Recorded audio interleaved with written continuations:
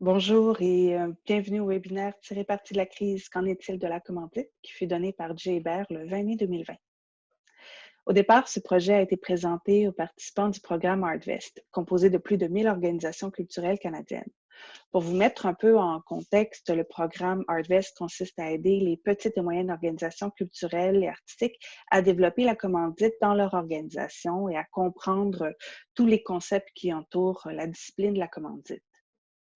Étant donné notre engagement, l'engagement de Affaires Art, Business for the Art de son appellation anglophone, envers la communauté artistique et culturelle de fournir des ressources et de partager de l'information, surtout en ce moment, nous avons décidé de rendre certains webinaires accessibles plus largement. Donc, pour commencer, je vais faire une brève présentation. Jay Hébert est cofondateur et associé chez Elevent, une firme de recherche en alliances stratégiques et spécialisée en commandite. Stratège et expert, il a aussi travaillé en agence de communication en événementiel. Les données qu'il présente dans ce webinaire sont inédites, elles sont toujours en cours d'évolution, évidemment, mais elles seront sans doute donner certaines indications par rapport aux tendances qui sont en train de se dessiner.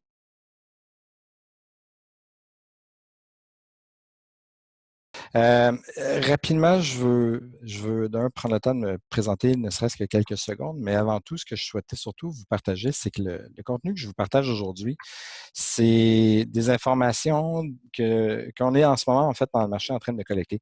Vous avez sûrement remarqué dans le marché à l'heure actuelle, il y a énormément d'études, de données, de statistiques qui circulent pour être capable de comprendre puis de décoder la crise.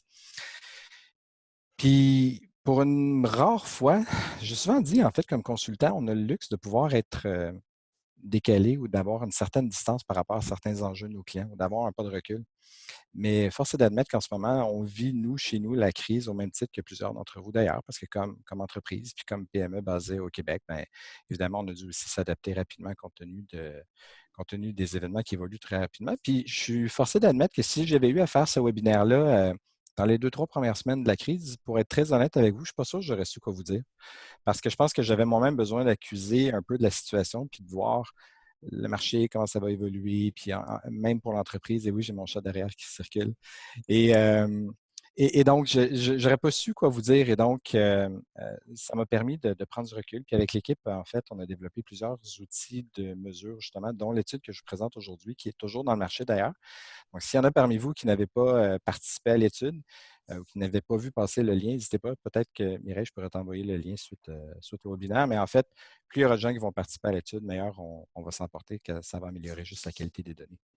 Alors, sans plus tarder, euh, Mireille le disait, je dirige une agence qui s'appelle Elevent. On est basé à Montréal. On fait de la stratégie, on fait beaucoup d'évaluations en matière de commandite. On fait de la recherche, donc du sondage, beaucoup d'études, provenance, achalandage, profil de clientèle, études d'impact économique, ce genre d'études-là. Puis sinon, on développe aussi beaucoup des outils de gestion pour aider surtout les commanditaires à faire une gestion plus proactive finalement des propriétés dans lesquelles ils investissent. On est basé à Montréal, mais on travaille un peu partout au Canada, aux États-Unis, en Belgique, en Suisse, en France, puis un petit peu en Australie à l'occasion, peut-être 1 ou 2 mandats par année. Donc, on a la chance de travailler avec une bonne diversité de clients, puis c'est vraiment pas pour me vanter, parce qu'on est vraiment très chanceux, en fait, je vous dirais. On a la chance de collaborer avec plein d'entreprises de différents horizons, que ce soit des institutions financières, du paragouvernemental, des propriétés, des commanditaires et autres. On travaille vraiment avec une grande variété des joueurs de l'industrie. Alors, sautons dans le sujet. Je pense que de façon unanime, on peut dire que 2020 en bon français est un peu un write-off à l'heure actuelle. Dans la mesure où, ben, vous le savez tous, norme de distanciation sociale oblige, il n'y aura pas d'événement ou de regroupement qui va avoir lieu avant le 31 août cette année, ce qui fait en sorte que la période estivale, pour la plupart, va avoir été passée. Mais en même temps, je pense que graduellement, l'industrie se fait peu à peu à l'idée qu'au final, 2020, il va peut-être avoir effectivement quelques activités vers la fin de l'année qui vont se dérouler, mais on est déjà vraiment en mode de 2021. C'est un contexte qui est quand même assez particulier parce que vous le vivez comme moi. Jamais dans l'histoire récente, le contexte a changé aussi rapidement. Les habitudes de consommation ont changé excessivement rapidement. Le parcours des consommateurs, la relation que les entreprises ont avec leurs consommateurs, la relation que vous avez aussi avec vos fans, tout ça a évolué de façon spectaculaire dans les 2 derniers mois. Et donc, c'est du jamais vu. Et ça permet même, en fait, certaines mouvances, au même titre que la photo que vous avez là, qui est un cinéparc. Ben, au final, un modèle d'affaires qui était moribond et qui est en voie de disparition devient probablement le ticket le plus populaire cet été si vous voulez aller voir des films, parce que ça va être une des mesures qui va permettre de respecter la distanciation sociale. Alors, c'est un bon exemple, en fait, parmi plein d'autres, qui nous illustre à quel point, finalement, les choses ont changé tellement drastiquement à l'espace des 2 derniers mois. Quelques autres exemples, dans le fond. Puis j'aurais pu, tu sais, il y a des cas là, à ne plus savoir quoi en faire, mais c'est des cas qui m'ont quand même interpellé parce que ça a provoqué des changements quand même assez drastiques, cette situation-là encore.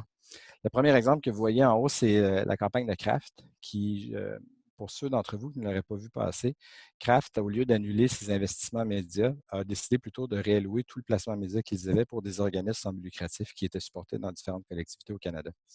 Super bonne idée. Puis ils ont été parmi les premiers d'ailleurs à le faire aussi. Et pour lequel, ben, vous voyez, évidemment, c'est quand même signé Kraft avec leur campagne Stick Together, qui est quand même un clin d'œil intéressant au beurre d'arachide qu'on connaît tous.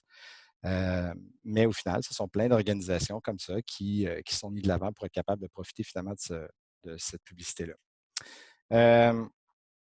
Médecine virtuelle, qui était déjà en bonne progression. C'est un service qui évoluait de plus en plus, mais pour lequel il y avait encore des réfractaires, que ce soit au milieu de la médecine ou dans la population.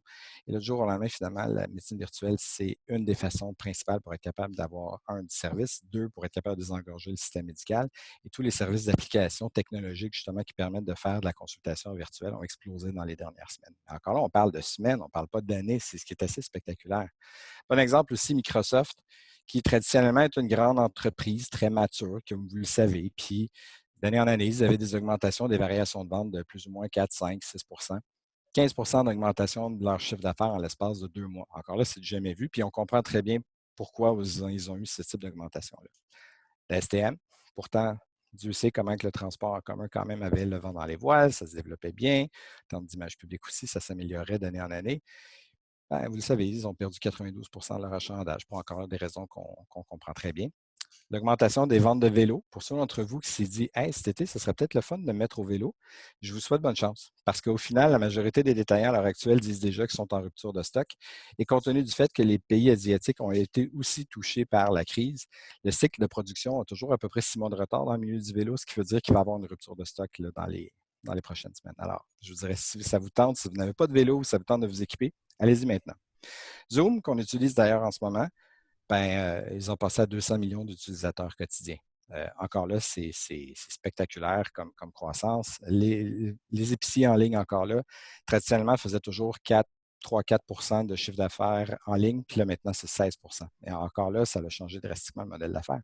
Et ce sont seulement quelques exemples que j'ai pris. J'aurais pu vous en sortir des centaines et des centaines, et c'est juste pour montrer que tous ces phénomènes-là sont produits dans les 8 dernières semaines.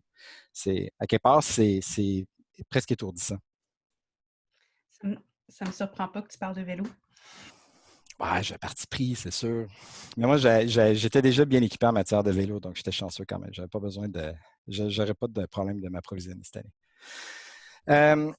Une autre statistique que je voulais vous partager d'une boîte basée à Londres qui s'appelle eConsultancy. C'est une étude mondiale qu'ils ont faite auprès de 5000 répondants, auquel d'ailleurs, nous, on a participé. Et encore là, c'est des données qui ont été publiées ou en fait qui ont été accumulées jusqu'au 22 avril. Et ce qui est drôle, en fait, c'est qu'avant de vous le présenter, je me disais, est-ce que je vous le présente parce que c'est déjà vieux comme données? Mais encore là, c'est des données qui datent d'il y a seulement un mois. Mais le contexte change tellement rapidement que c'est déjà peut-être des données qui sont vétustes déjà à l'heure actuelle. Ceci dit, je trouve intéressant quand même de vous partager à quel point il y a une évolution d'un point de vue d'innovation et de recherche et développement chez les entreprises. Et à quelque part, ça se reflète dans plusieurs sphères d'industrie. Mais comme vous pouvez voir de gauche à droite, en fait, à partir de gauche, vous avez l'innovation en termes de communication avec les clients. Et je m'excuse, la diapo est en anglais, mais évidemment, l'étude est uniquement publiée en anglais. Mais encore, vous pouvez voir 43 des répondants disent qu'ils mettent un focus vraiment accru finalement sur l'innovation en matière de communication avec leurs clients. 47 d'entre eux maintenant disent qu'ils sont aussi en mode d'innovation en respect avec la réponses qu'ils vont offrir en matière de produits et services à l'égard de la crise.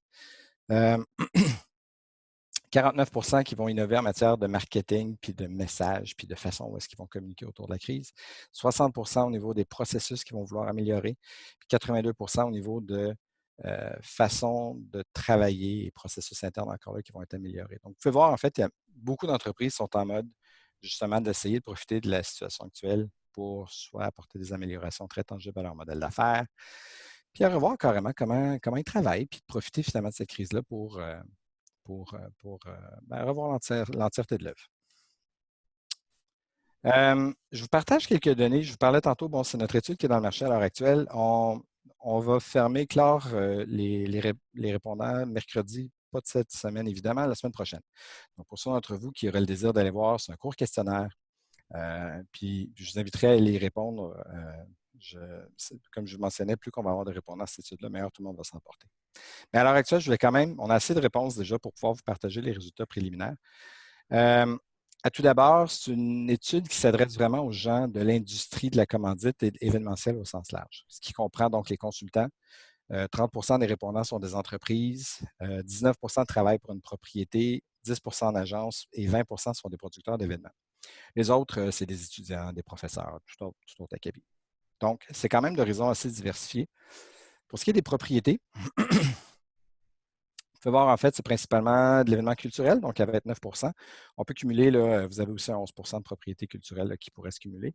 Donc, vous pouvez voir, c'est quand même assez diversifié. Vous avez aussi des organisations sportives. Puis évidemment, on cherche à toucher à l'ensemble du milieu du divertissement et non pas juste culturel, pour être capable d'avoir un son de cloche assez global par rapport à la chose. Puis en termes de budget d'opération, vous pouvez voir encore là, c'est assez étalé. Donc, vous avez tant d'une organisation qu'un budget d'opération annuel de 500 000 versus 20 millions de dollars et plus. Donc, c'est assez diversifié encore là. Pour ce qui est des commanditaires, sans trop de surprise, beaucoup de banques et d'institutions financières. Vous le savez, de toute façon, plusieurs d'entre vous, de toute façon, les banques sont toujours très impliquées dans le milieu de la commandite. Vous avez les télécommunications et tout le reste. En termes de budget de commandite, encore là, par contre, c'est quand même assez bien réparti. Vous avez des budgets annuels de 500 000 et moins à 5 millions de dollars et plus. Donc, évidemment, ça nous donne quand même une représentation assez intéressante de l'industrie. Une des questions qu'on avait pour les répondants, c'était, on voulait savoir auprès des commanditaires, est-ce qu'ils jugeaient que leur relation avec leur promoteur, leur partenaire est encore bonne? La bonne nouvelle, je pense, c'est qu'il y a de façon assez unanime, la relation jugée est bonne à excellente. Donc, c'est évidemment une bonne nouvelle. Mais quand après ça, on demandait aux propriétés, bien, est-ce que vous pensez que ça va être facile pour vous de conserver vos commanditaires malgré cette bonne relation-là?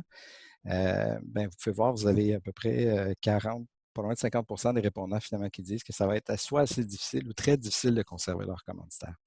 Donc, évidemment, ce n'est pas à cause purement de la relation que vous allez avoir avec les partenaires, mais contexte oblige, évidemment, il va y avoir des choix probablement qui vont s'opérer ou juste vos activités n'auront pas lieu cette année pour certains d'entre vous, ce qui fait en sorte que ça pourra faire en sorte de faire perdre des commanditaires.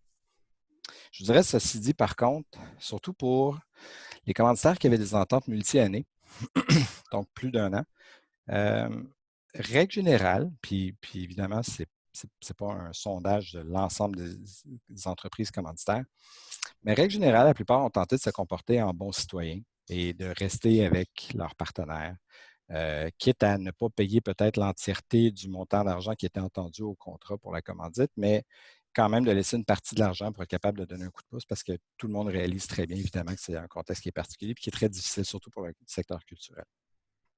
Et Nathalie, dans un webinaire précédent, avait parlé que il y avait les grands commanditaires en Europe, du moins ceux avec qui étaient au courant, se parlaient justement, commençaient à se parler du fait qu'il ne faut pas laisser tomber nécessairement les organisations qu'on soutient parce qu'on sait que ça va leur faire trop mal.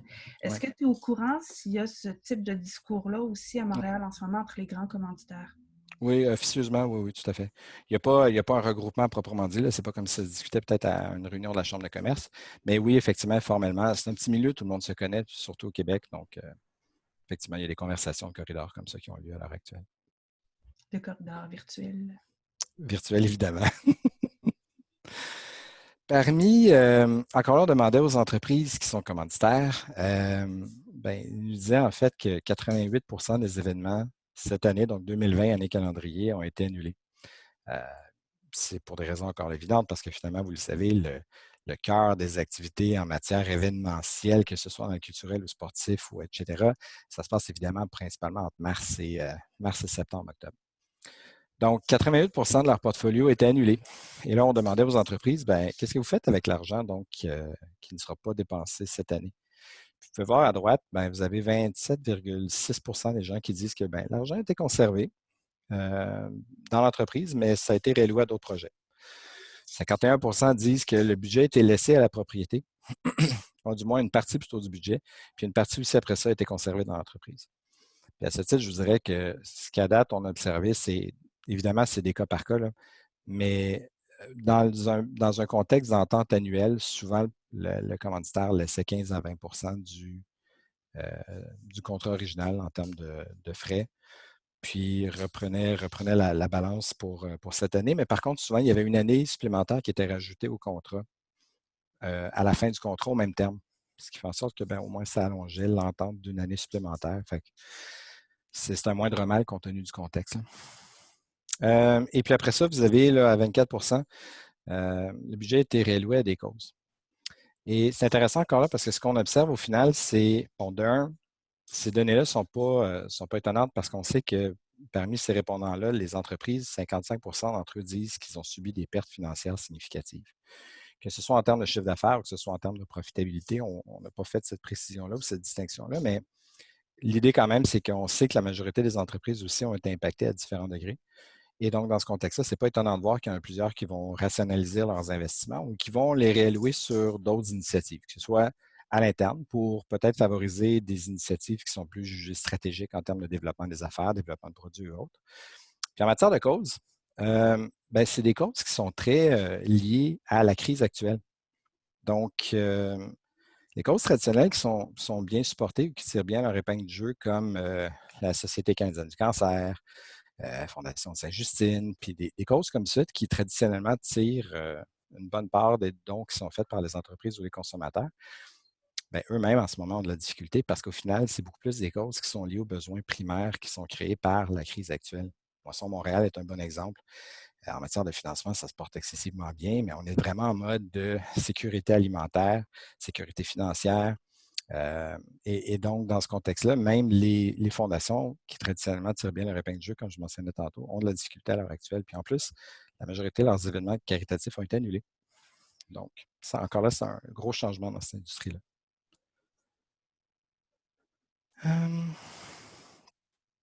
Autre donnée intéressante, on voulait savoir, est-ce que compte tenu du contexte actuel, les entreprises ont changé leur stratégie de commandite? Et dans une majorité des cas, ils nous ont répondu que oui.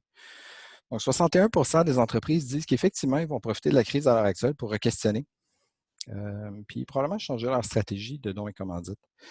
Et on trouvait cette donnée-là intéressante parce que, bien, évidemment, dans une perspective de réflexion, ça fait en sorte que ben, ça pourrait permettre des opportunités pour certains d'entre vous qui traditionnellement n'auraient peut-être pas été sur le radar d'entreprise pour plein de bonnes ou pas bonnes raisons et que du jour au lendemain, finalement, mais peut-être que vous pourriez le considérer maintenant par une entreprise qui juge stratégique peut-être de s'associer à vous pour des raisons qui évidemment les concernent. L'idée ici, en tout cas, ce qu'on trouve assez intéressant, c'est qu'au final, ça permet justement de voir comment les choses vont évoluer dans un contexte où traditionnellement, les politiques de dons et commandites des entreprises, c'est très stable. Ça évolue un petit peu. Il va y avoir des modifications d'une année à l'autre, mais dans l'ensemble, les entreprises gardent leur créneau bien établi. Bon exemple de ça, c'est dans le secteur sportif. Chaque institution financière, BMO est associée au soccer, Banque nationale est associée au tennis, ainsi de suite. Et chaque institution financière reste dans leur créneau sportif depuis très longtemps. Puis évidemment, dans un contexte où probablement ils vont re-questionner tout ça pour voir finalement s'il n'y a pas des nouvelles opportunités dans le marché, que ce soit en matière sportive ou même évidemment culturelle. Oui, parce que peut-être que certaines entreprises ont trouvé que ben, les valeurs qu'elles portent doivent changer, peut-être plus axées vers le développement durable ou Ouais. l'impact régional, mais on en parlait tantôt. Oui, c'est un bon point. Puis comme je te mentionnais, Mireille, je pense qu'unanimement, la majorité des entreprises ont peur de se faire juger une fois, parce qu'il va arriver un moment donné où les consommateurs vont prendre un pas de recul par rapport aux entreprises avec lesquelles ils font affaire pour acheter des produits, services ou des biens de consommation. qui vont se dire, est-ce que finalement, cette entreprise qui s'est bien comportée en matière de crise, as-tu fait de sa part? Est-ce que cette entreprise-là a mis l'épaule à la roue pour aider à la collectivité, justement, puis nous aider à sortir de cette crise-là? Puis il y en a des entreprises pour lesquelles ces habitudes-là ou ces réflexes-là étaient déjà bien ancrés, puis ça a juste été un réflexe naturel pour elles d'en faire un peu plus pour les gens. Puis il y en a d'autres qui, au final, partaient très loin, puis ça va paraître. Donc, c'est intéressant. Ouais. Alors, pour cette première partie de données, quelques points que je voulais vous partager si je vais vous mettre l'emphase sur certains éléments. Premier des points, si vous ne l'avez pas déjà fait, je vous suggère fortement d'ouvrir tous les canaux de communication avec vos partenaires.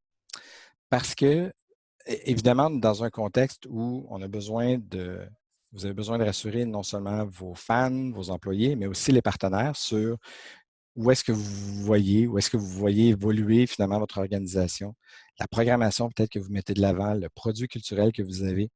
Dans cette perspective-là, ben, on est vraiment dans une dynamique à l'heure actuelle très collaborative et je vous inviterai fortement à prendre le téléphone et communiquer régulièrement avec vos partenaires pour leur partager vos enjeux, les idées que vous pourriez avoir. Puis vous pourriez peut-être être étonné du degré finalement de collaboration que vous allez avoir de vos partenaires. Parce que plusieurs, comme je mentionnais tantôt, ont une excellente relation avec vous dans l'ensemble et ont le désir finalement de pouvoir faire leur part, de pouvoir vous aider ou vous supporter. Et ça pourrait peut-être donner lieu justement à des belles collaborations que vous n'auriez peut-être pas anticipées. Autre point que je voulais vous partager, en fait, c'est compte tenu du fait qu'il y a énormément de bouleversements dans différentes industries à l'heure actuelle. Oui, Une question pour toi, Jay. oui. Par rapport à je me mets dans la peau de quelqu'un Mhm, qui a contacté ses commanditaires il y a un mois, mhm, alors que la crise, disons, on était au tout début, on était quand même au début de la tempête. mhm, Puis là, est-ce que tu suggérais de les recontacter? Parce que mhm. là, à ce moment-là, ça se peut qu'il y ait des grosses chances qu'elle ait dit non, on ne peut pas ou non, on ne veut pas. Ouais. Mais est-ce que là, c'est un bon timing parce qu'on commence à voir un peu les choses se dessiner? Oui. Oui, oui, tout à fait, c'est un bon point que tu amènes. Dans les faits, c'est sûr que les premières semaines de la crise, c'était pas un bon moment. Puis je partage même notre expérience à nous, nos clients, on n'était pas capable de les rejoindre les premières semaines, du côté corporatif. Mais là, la poussière commence à retomber, les urgences qui avaient adressées ont été adressées, les annulations d'événements ont déjà eu lieu. Donc là, effectivement, les gens sont en mode de réflexion par rapport à OK, 2020, ça ne se produira pas, mais les gens sont en mode de réflexion par rapport à 2021. Puis dans cette perspective-là, effectivement, je pense que c'est une très bonne idée justement de les garder au fait de ce qui se passe chez vous en termes d'évolution puis de la situation finalement.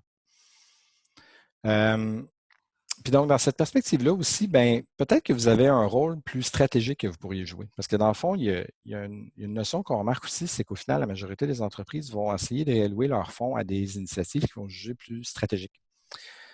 Et lire entre les lignes, finalement, ils vont réallouer des investissements plus à des initiatives qui vont générer de l'argent demain matin. Parce qu'évidemment, comme je mentionnais, plusieurs d'entre elles ont eu des difficultés, connaissent des difficultés financières à l'heure actuelle. Donc, dans cette perspective-là, d'avoir ce dialogue-là avec vos partenaires, mais peut-être ça vous permet justement d'être capable de révéler des opportunités où vous pourriez jouer un rôle différent ou accru dans la relation que vous aviez avec ces partenaires-là. Alors, exemple concret, vous avez tous une clientèle, vous avez une infolettre.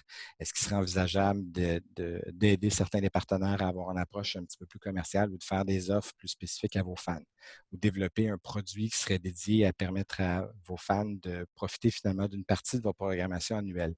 Est-ce que vous pouvez aussi aider à générer des ventes pour des partenaires? De façon très, très concrète, je pense que ces conversations-là peuvent avoir lieu. Puis dans certains cas, ce ne sera pas possible. Puis dans d'autres, peut-être que justement, il y a des idées comme ça qui vont apparaître plus intéressantes.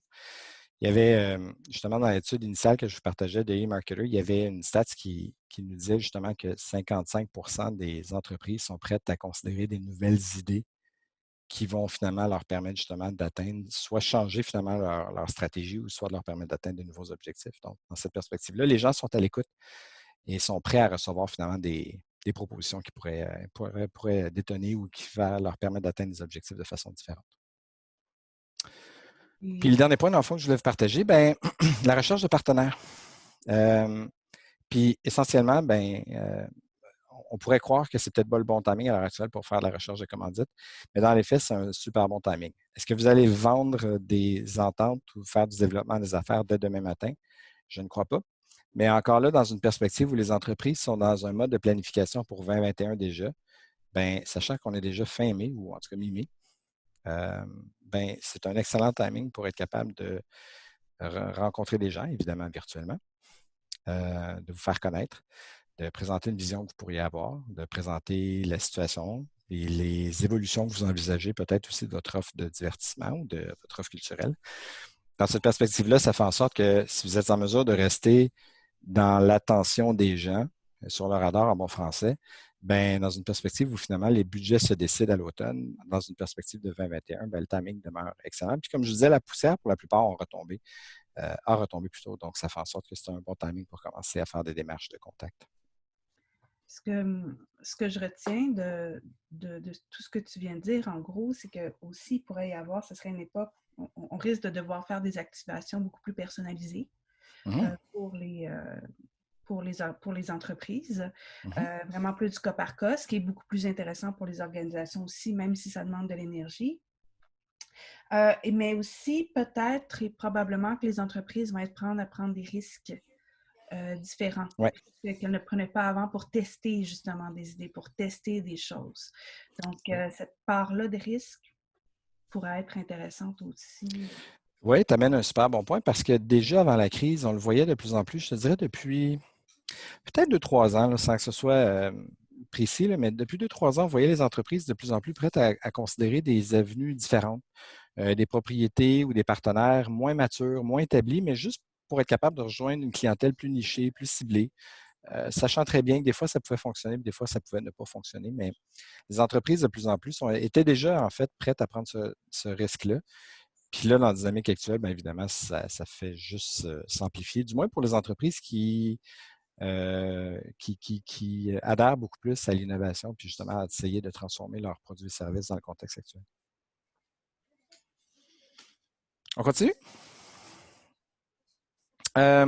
Après ça, on posait plusieurs questions aux répondants qui sont des détenteurs de droits, donc les propriétés ou les promoteurs. 69 des répondants disent qu'ils s'attendent à subir des pertes de revenus de commandite.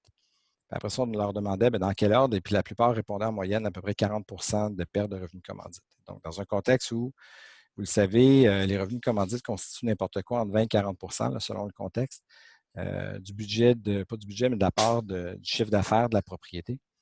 C'est assez significatif comme impact et c'est clair que ça va avoir des impacts à très, très long terme sur l'organisation. Après ça, on demandait justement aux personnes qui répondent, qui participent à l'étude, en matière d'événements culturels, soit en salle, justement, est-ce que ces événements-là devraient, en fait, ça serait quoi le statut de ces événements-là, pour septembre 2020? Et donc, parmi les répondants, il y avait 44 des gens qui répondaient que finalement, les événements en salle ne devraient pas être accessibles, mais diffusés virtuellement. Il y a 30 des répondants qui disent que les événements en salle devraient carrément être reportés ou annulés. Puis il y en a 24 qui disent que ça devrait être accessible au public, mais avec des mesures de distanciation. Évidemment, je ne sais pas pour certains d'entre vous, mais moi, j'ai vu quelques concerts rock commencer à montrer des photos. Ça a l'air de quoi un concert rock en matière qui respecte les mesures de distanciation sociale? Ça fait un peu salle de bingo gériatrique, je vous avoue, là, en sens qu'il n'y a pas d'ambiance, puis tout le monde est distancé, puis bon, il n'y a pas ce dynamisme-là qu'on voit normalement dans un show. Fait que c'est sûr qu'en termes d'expérience, c'est peut-être pas ce qu'on était habitué de voir. Mais on demeure quand même que la majorité des gens pensent que finalement, ça devrait être diffusé, peut-être virtuellement dans ce cas-là. Après ça, on demandait aux répondants en matière de fêtes ou festivals extérieurs. Puis là, 62 des répondants disent que ça devrait être carrément annulé ou reporté. Puis il y en a 18 qui disent que ça devrait être non accessible au public, diffusé virtuellement. Puis 17 qui disent que ça devrait être accessible avec des mesures de distanciation. Donc, cette donnée-là n'est pas tout à fait étonnante dans la mesure où, évidemment, le sondage ne s'adresse pas aux consommateurs, ça s'adresse aux gens de l'industrie. Parce qu'évidemment, si on avait posé la même question aux gens du grand public, la majorité des gens auraient dit probablement en septembre qu'ils seraient prêts à considérer, à tout le moins, participer à un festival cet automne. Sans nécessairement y participer, parce qu'on sait que, là, évidemment, les gens sont encore assez réfractaires quand même, puis ça va dépendre du contexte sanitaire. Mais là, vu qu'on pose la question aux gens de l'industrie, c'est pas étonnant de voir que la majorité juge que ça devrait être annulé, juste ne serait-ce qu'à cause de ce que ça implique d'avoir organisé un festival, le risque qui vient avec, les assurances, etc., etc. Ça fait en sorte que la plupart préfèrent tout simplement annuler cette année pour être sûr de ne pas prendre le risque et pas subir une trop grosse perte financière au-delà de ce qu'ils subissent déjà. Fait que cette donnée n'est pas tellement étonnante. Puis après ça, on demandait, est-ce que vous pensez vous convertir au numérique? Et donc, à ceci, 55% des répondants disent que oui. Évidemment, je pense que ce qu'il faut prendre en considération par rapport à cette question-là, c'est qu'il y a plusieurs sous-points qui accompagnent ce point-là. Puis le premier, c'est que si vous faites partie d'une organisation qui n'avait pas ce réflexe-là avant de soit générer du contenu, de soit d'avoir une communauté, soit d'avoir des outils numériques comme une infolette qui performait bien, ben c'est sûr que ça ne sera pas une approche qui va pouvoir s'implanter dès demain matin de façon très, rapide, je peux dire. Il y a d'autres organisations qui étaient déjà excessivement performantes sur les médias sociaux. À titre d'exemple, ça a été plus facile comme virage pour adapter une partie de leur programmation en mode numérique. L'autre chose aussi, ce qu'il faut garder en tête, c'est que c'est un palliatif, c'est certain. Ça ne va jamais remplacer à 100 les revenus qu'un événement physique pourrait avoir, mais c'est plus un palliatif pour deux choses. D'un, ça vous permet de garder un lien avec votre clientèle. Puis de deux, ça permet aussi de démontrer à vos commanditaires ou à vos partenaires finalement que vous êtes proactif puis vous êtes capable d'adapter une partie de votre programmation justement selon le contexte pour être en mode plus numérique. On a fait plusieurs études dernièrement pour mesurer justement c'est quoi le degré d'élasticité par rapport à ça des consommateurs ou des fans. Question première étant, est-ce que les gens sont prêts à payer d'un pour leur divertissement en ligne? Parce qu'on sait tous qu'il y a plusieurs personnes qui ne paient pas pour leur divertissement en ligne. Et de deux, si oui, c'est quoi leur degré de sensibilité par rapport au prix? Et jusqu'où ils seraient prêts à payer? Je vous dirais, en général, c'est 20 à 30 puis évidemment, je fais une moyenne, là, mais c'est 20 à 30 d'un billet normal pour un spectacle que les gens sont prêts à payer pour consommer leur divertissement en ligne. Fait que ça vous donne un aperçu, puis évidemment, il y a une réflexion à avoir par rapport au modèle d'affaires après ça à développer, c'est-à-dire est-ce que ça fait du sens d'investir dans les infrastructures qui viennent avec un passage au mode numérique compte tenu des revenus potentiels que ça peut vous générer. C'est une analyse, je pense qu'il faut absolument qu'il soit faite, ça c'est certain. J'aurais une question pour toi, Jay, par rapport à Oui. ce point-là. Si on considère, par exemple, un festival cette année décide, OK, festival de films, je vais passer en mode numérique pour cette année, mais Oui. pour les années suivantes, j'espère ne pas rester en mode numérique. Fait affaire avec des commanditaires, il approche des commanditaires pour son aspect, son volet numérique, mais après ça, il doit communiquer ses intentions à long terme parce que à ses partenaires et à tous ses bailleurs de fonds, en fait, parce qu'il y a quand même une crainte en ce moment que si on donne une bonne réponse numérique, après ça, qu'on soit forcé de continuer vers le numérique. Ouais. Il y a une pression pour transformer beaucoup les choses. Donc, est-ce que tu aurais un point de vue là-dessus? Ben, j'en ai un en ce sens que je pense que tout le monde est assez unanime à l'effet que les habitudes des gens vont changer de façon permanente pour l'avenir. Maintenant, ça veut dire quoi concrètement? Je ne le sais pas, puis personne est capable, je pense, à ce stade de prédire exactement. Mais le point étant, si un festival est capable de migrer vers un mode numérique, puis tenir à titre d'exemple son événement sur Facebook, bien, fort est à parier que cette tribune-là, puis cette habitude-là va probablement rester chez une partie des fans pour l'avenir. Ce qui fait en sorte que euh, c'est peut-être pas l'ensemble de la population, c'est peut-être pas l'ensemble des fans, mais peut-être ça va faire en sorte que vos fans vont vous consommer de manière différente et peut-être plus fragmentée dorénavant. Certains d'entre eux vont aller voir votre événement en personne. Évidemment, c'est le contexte qui s'y prête. Puis ils vont peut-être consommer du contenu complémentaire en ligne, en lien avec l'expérience qu'ils auraient vécue sur le terrain. D'autres vont juste le consommer en mode numérique. Il ne faut pas perdre de vue qu'il y a des gens qui vont être marqués, qui vont probablement être traumatisés par l'expérience actuelle, puis qui vont probablement vouloir désaffecter les événements publics. Puis il y aura une partie de la population que c'est certain aussi que c'est ça qui va arriver. Donc, je pense que la seule certitude qu'on a, c'est que ça ne sera plus jamais exactement comme c'était avant.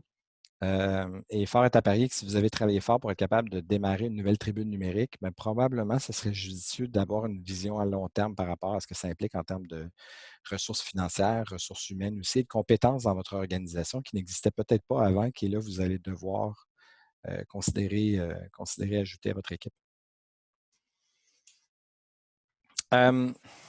Donc, si on revient aux moutons, on retient quoi? Ben, par rapport aux dernières statistiques que je vous ai partagées, ben, je pense que c'est assez clair que la précarité du milieu du divertissement est très, très réelle. Et des échos qu'on voit, puis on a un peu observé en ce moment, la prédiction que je peux vous faire en ce moment, c'est que probablement 20 à 30 du milieu culturel, ou en fait des acteurs du milieu culturel vont probablement disparaître d'ici 2 ans. Parce que certains ne seront pas capables de s'adapter. Il y en a qui sont tout simplement victimes de leur formule, parce qu'il y en a des événements ou des propriétés culturelles qui s'adaptent peut-être moins bien au contexte. Mais c'est sûr que ça va avoir des impacts très, très significatifs sur l'industrie. Troisième point que je voulais par contre vous soulever, c'est que ça démontre à quel point finalement la planification stratégique à l'heure actuelle est ultra importante pour vous. Et le parallèle que j'aimerais vous faire avec ça, c'est un peu comme le parallèle d'un plan de naissance pour ceux d'entre vous qui avaient eu des enfants. Je vous relate mon expérience. Quand moi, avant d'avoir ma première fille, j'avais fait la démarche de me faire un plan de naissance en bonne et due forme, ce qui revient essentiellement à un plan d'affaires, une planification stratégique pour être capable de déterminer quelles sont les options qui sont acceptables, moins souhaitables, puis comment on souhaite procéder en différents types de scénarios. Puis la réalité de la chose, c'est que ce plan-là, du moment où on passe en mode accouchement, on peut le jeter par la fenêtre parce qu'il ne sert plus à rien. Mais l'intérêt de cette démarche-là est de pouvoir se faire une réflexion mentale sur quelles sont vos balises, quelles sont votre mission, quelles sont vos valeurs, ce en quoi vous croyez, pour faire en sorte que vous allez être capable, après ça, de piloter uniquement aux instruments. Ce que je veux dire par là, c'est que le contexte bouge tellement vite qu'à l'heure actuelle, vous avez besoin d'avoir une mainmise très, très, très concrète sur vous êtes qui, vous existez pourquoi, vous faites quoi, puis c'est qui votre clientèle pour être capable après ça d'être le plus réactif possible compte tenu des changements que vous allez peut-être devoir apporter. Et donc, ça nous démontre à quel point d'avoir cette connaissance fine-là de votre contexte à l'heure actuelle n'aura jamais été si importante que ça. Et c'est un point que je voulais vous partager pour clore ça. Pour conclure, c'est une citation que vous avez sûrement vue et revue, mais je l'adore, je me permets de vous la réutiliser encore. Churchill qui disait Never let a good crisis go to waste. J'adore cette citation-là, puis je vous avoue, même moi, comme chef d'entreprise, je l'applique aussi pour mon entreprise parce que, ben, à défaut de pouvoir contrôler le contexte actuel, il faut tout aussi bien essayer d'en tirer le meilleur parti possible. Et donc, dans cette perspective-là, ben, c'est peut-être une bonne opportunité pour ceux d'entre vous qui pouvaient de passer en mode justement R&D, innovation, de revoir votre produit, de revoir ce que vous faites, la formule, comment vous le produisez, puis de remettre l'ensemble du modèle en question, puis peut-être même de mettre de l'avant des projets on a tous des projets qui sont en filière, puis qu'on n'avance jamais, puis qu'au final, on n'a jamais le temps de faire parce que de toute façon, on est toujours pris par le quotidien. Mais là, vous avez le temps. D'autre part aussi, ce que j'ai beaucoup comme conversation, puis c'est sûr que c'est un sujet qui est plus délicat, mais c'est peut-être une bonne opportunité aussi pour remettre en question même la composition de votre conseil d'administration. Parce que pour ceux d'entre vous qui jugent que finalement que votre conseil d'administration n'est peut-être pas aussi dynamique que vous le souhaiteriez ou aussi impliqué que vous le souhaiteriez ou vous ne vous sentez pas assez bien épaulé par votre conseil d'administration, surtout dans le milieu culturel, c'est excessivement important d'avoir une dynamique vraiment bonne avec votre CA. Ben, c'est peut-être un bon contexte justement pour faire du ménage, puis justement d'aller vous adjoindre des ressources qui seraient peut-être plus adaptées au contexte actuel. Point étant, c'est une période qui peut être au moins payante de regarder chacun des éléments qui composent votre organisation, puis de vous questionner sur qu'est-ce que vous pouvez optimiser en ce moment, en attendant évidemment la reprise. Puis je pense que pour conclure, ce que je voulais vous laisser, c'est qu'au final, surtout avec les commanditaires, vous devriez vous assurer d'avoir finalement 3 scénarios en main pour les prochaines semaines avec les contacts que vous allez avoir avec eux. Puis le premier, c'est un scénario qui impliquerait une reprise de vos activités en septembre 2020, mais avec évidemment des mesures sanitaires. Donc, ça va ressembler à quoi faire affaire avec vous pour vos partenaires dans un contexte de reprise, mais avec toutes sortes de mesures qui auront été mises en place. Évidemment, la mesure principale, pour vous donner quelques indications, je sais qu'il y a plusieurs études encore là qui circulent sur le sujet, mais de façon générale, je pense que tout le monde a des attentes au niveau des consommateurs, là, au moins d'avoir du gel aux entrées puis aux sorties de chaque salle pour être capable de se désinfecter les mains. Ils s'attendent à ce que le staff ait des visières. Est-ce qu'ils s'attendent, dans certains cas, même à avoir aussi des plexis entre chacune des places? La question, évidemment, à se poser dans cette perspective-là, c'est d'un point de vue d'affaires, est-ce que ça fait du sens? Est-ce que c'est viable financièrement compte tenu de ce que ça pourrait impliquer en matière d'adaptation? Ça peut être assez significatif. Mais je pense quand même que ça mérite d'être réfléchi pour voir s'il y avait une reprise en septembre. Ça aurait l'air de quoi chez vous? Deuxième scénario que vous devez absolument avoir en main, c'est au final que ça va avoir l'air de quoi une reprise de vos activités avec moins de mesures sanitaires, voire peut-être on va être chanceux pour aucune mesure en place, mais pour janvier 2021. Le troisième scénario que personne ne souhaite entendre, mais que je pense qu'on n'a pas le choix de planifier, c'est ça ressemble de quoi une reprise des activités seulement en 2022, voire même 2023, dans un contexte où Bien, selon qui s'adresse publiquement, certains médecins disent qu'il serait possible d'avoir un vaccin d'ici la fin de l'année, puis d'autres disent d'ici 2-3 ans. Dans tous les cas, c'est un bout que je ne contrôle pas, mais évidemment, je pense qu'on n'a pas le choix de se poser cette question-là. Puis d'avoir ces 3 scénarios-là, surtout, vous permet de partager avec vos partenaires les différentes réflexions que vous avez, puis surtout de les rassurer par rapport à votre lucidité, puis surtout votre proactivité par rapport au contexte actuel. Puis avec pour objectif, évidemment, d'être capable de les rassurer pour leur permettre de réinvestir encore des fonds auprès de vous. Alors voilà, c'est ce que j'avais pour vous aujourd'hui. Merci beaucoup, Jay. Si vous avez des questions, allez-y. D'ailleurs, il y a Patricia qui avait juste un commentaire qui a juste adoré ta comparaison avec le plan de naissance. Oui, merci. En attendant les questions, on parle d'alliances stratégiques quand on fait de la commandite, mais il y a aussi des alliances stratégiques à faire entre organisations. Tu sais, quand je voyais ta statistique de 20-30% d'organisations culturelles qui pourraient disparaître, tu sais, c'est sûr que ça m'a fait mal. Puis je me dis, OK, est-ce que c'est le temps de penser aussi en alliance stratégique entre organisations? Le culturel montréalais est particulier parce qu'on a beaucoup d'offres, beaucoup de compétition. Puis en ce moment, il peut vraiment, en parlant avec certains participants, il peut vraiment avoir la tendance à, OK, on décide qu'on fait les choses dans notre coin parce qu'il y a personne qui prend le lead. Tu sais. Oui. Donc, je me dis, c'est peut-être le temps aussi de penser en alliance stratégique, puis aussi entre organisations, puis de vous parler. Mais c'est une question d'opinion. Qu'est-ce que tu en penses, Jay? C'est un super bon point. Puis, il faut garder en tête aussi que dans un contexte où plusieurs organisations vont migrer en mode numérique, ça fait en sorte que votre marché n'est plus le Québec ou le Canada, c'est le monde maintenant. Donc, ça change la donne. Ça fait en sorte que votre public pourrait se retrouver un peu partout dans le monde, puis vous pourrez faire justement des alliances avec des organisations qui ne sont pas juste canadiennes, peut-être. Et puis avoir une programmation finalement diversifiée avec différentes organisations qui viennent compléter ça en ligne. Tu sais, il y a vraiment plusieurs alliances qui peuvent être faites. Ça peut être aussi en matière de complémentarité aussi. C'est de toute façon un modèle qui... Excuse-moi, tu disais? Complémentarité. C'est intéressant aussi de penser comme ça. Oui, puis le parallèle que je ferais, c'est que c'est un modèle qu'on prône depuis plusieurs années, surtout pour la valorisation des régions. Parce que, évidemment, un événement qui se tient à titre d'exemple à Rivière-du-Loup versus à Montréal, les considérations de marché ne sont pas du tout les mêmes. Puis on avait beaucoup de promoteurs qui nous posaient des questions pour leur événement, puis qui nous disaient, OK, mais comment je peux faire pour attirer un commanditaire pour mon événement qui se tient à 5, 6, 800 km de Montréal ou de son siège social? La réalité de la chose, c'est que ce n'est pas l'argent le problème, parce qu'évidemment, les entreprises sont toujours à la recherche de synergie ou de facilité, en fait, d'investissement. Donc, ce n'est pas le 5 à 5 millions de dollars qui est à investir pour s'associer à l'événement qui est l'enjeu. C'était beaucoup plus, en fait, est-ce que c'est viable pour l'organisation, compte tenu de ses ressources, d'investir dans un événement qui se déroule à 800 km de Montréal, puis sachant qu'il faudrait investir dans plusieurs événements pour avoir une bonne représentativité de la région. Dans cette perspective-là, ce qu'on prônait beaucoup plus comme modèle, c'était de faire en sorte qu'il y ait des alliances qui se créent entre les événements régionaux pour faire en sorte qu'il y ait une vitrine culturelle pour la région qui se met de l'avant pour être capable de démarcher des commanditaires. Puis là, avec des montants qui sont plus structurants. Bien, ce modèle-là s'applique très bien dans le contexte actuel, évidemment, avec une approche qui est différente, mais il en demeure quand même que la prémisse, je pense, demeure tout à fait pertinente compte tenu du contexte. Nous avons une question, je ne sais pas si tu peux la voir dans la fenêtre conversation, Jay. Oui, je la vois. D'accord. Bon, de Patricia, je te laisse, je vais la lire.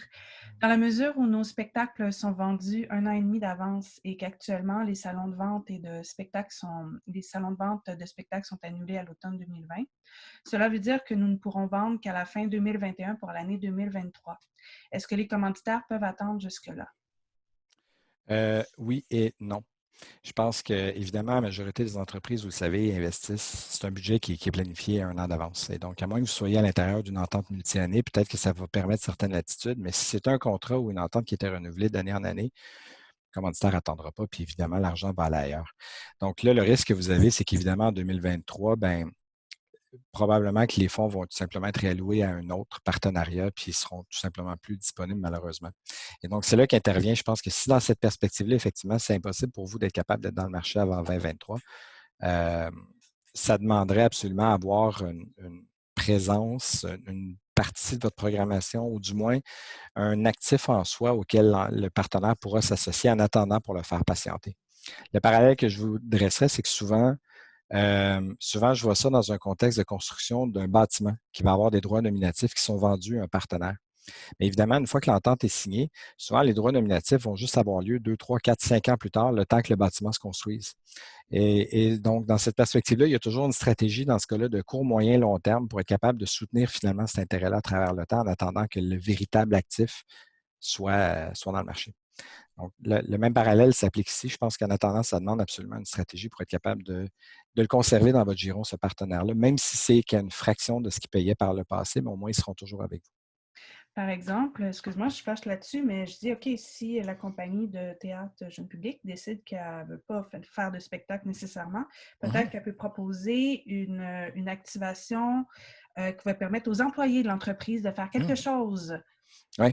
Tu sais, peut-être aller plus se dire, OK, ben, je ne ferai pas un show, mais je vais offrir des activités dans l'entreprise, ce qui va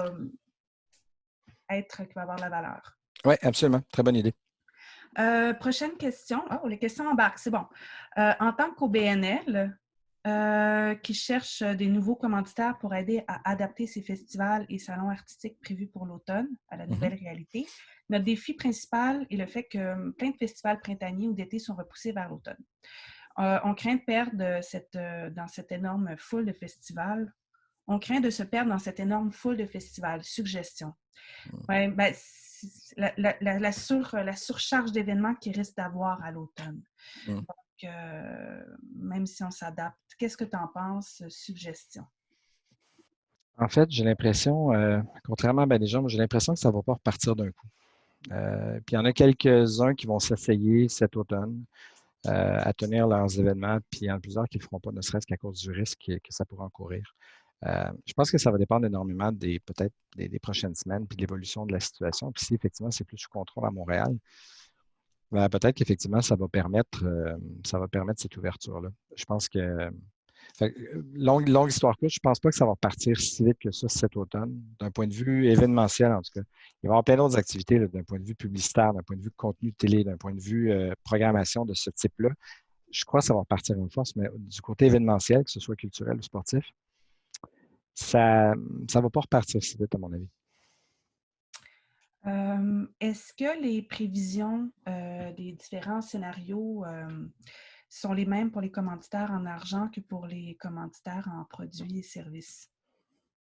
Je ne suis pas sûr de comprendre la question. Bien, par exemple, quand on parle de commandite en général, puis est-ce que tu fais une distinction dans l'approche commandite en service ou commandite en argent? Est-ce que tu penses que ça va être plus facile d'aller chercher de la commandite en service pour les prochains mois? C'est une bonne question. Je pense que oui. Je pense que oui, surtout si vous êtes capable d'aller chercher des partenaires qui ont une incidence très stratégique pour vous. Exemple facile, si vous avez besoin d'une tribune de diffusion puis vous associez à Radio-Canada à titre d'exemple, ce n'est pas un partenaire qui va vous donner de l'argent, mais il pourrait vous permettre par contre d'être diffusé et d'être vu par un plus grand nombre de gens possible. Puis surtout, vous donner cette infrastructure-là à ne pas avoir à développer pour avoir le pendant digital ou numérique finalement de cette tribune-là. Donc, des partenaires de services de ce genre-là, médias, partenaires des entreprises qui avant n'étaient pas commanditaires, comme des entreprises qui font du plexiglas. Mais vous allez sûrement en avoir de besoin, des entreprises qui font des produits sanitaires, justement, de gel, etc. Il y a plein de commanditaires ou d'entreprises qui n'étaient pas historiquement des grands commanditaires, qui pourraient le devenir, ne serait-ce que juste par leurs produits ou services. Mm-hmm. Ceci dit, je parlais avec une organisation ce matin, puis tout ce qui est plateforme numérique de diffusion dans le privé, c'est à peu près impossible d'aller chercher de la commandite en ce moment. Eux autres, ils sont très axés vers l'argent. Mais les partenaires médias, en effet, je pense que ça va être plus facile. Ouais. Oui, tout à fait. Ensuite, on aimerait avoir un exemple un peu plus précis d'alliance interrégion. Dont on parlait tantôt. Est-ce que tu en aurais un? Le meilleur exemple. Oui, en fait, l'exemple qui vient spontanément en tête, c'est la Côte-Nord qui avait fait son autopromotion à Montréal-en-Lumière l'année dernière. Et c'était en fait une initiative qui était conjointe là, avec plusieurs intervenants, puis c'était pas juste Le secteur événementiel, c'est évidemment aussi touristique, mais c'est très correct parce qu'évidemment, ça implique de toute façon les différents acteurs des régions. Puis Tourisme Côte-Nord avait justement fait cette promotion-là avec sa programmation, puis avec les différentes offres de divertissement, d'hébergement, puis de restauration que la région pouvait offrir. Puis il parlait à l'unisson, effectivement, à Montréal-en-Lumière pour être capable d'attirer les gens à Montréal. Sur la Côte-Nord. Ça, c'est un excellent exemple qui a d'ailleurs gagné un prix l'année dernière, je ne me trompe pas, en matière de sa qualité. Super. Mhm. Il n'y a pas d'autres questions qui sont ajoutées. Ceci dit, Jay, merci beaucoup pour tous les conseils et les informations que tu as partagées aujourd'hui avec nous. Les analyses que vous avez produites chez Evan, je veux dire, c'est précieux. C'est des informations en ce moment que tu partages, que tu nous partages à Artvest. On est chanceux. Puis je sais que tu fais trois webinaires aujourd'hui, donc avec nous, puis ensuite avec la Belgique et avec l'Australie. Oui. J'espère que tu ne seras pas trop tanné de donner des chiffres. Non, du tout. Donc, ben voilà, je vais transmettre les liens et les diapos aux participants dans un petit courriel un peu plus tard cet après-midi ou demain matin. Répondez au sondage aussi à ce moment-là, c'est utile pour nous. Puis, voilà, je te remercie, Jay. Grand plaisir. Merci tout le monde. Au revoir.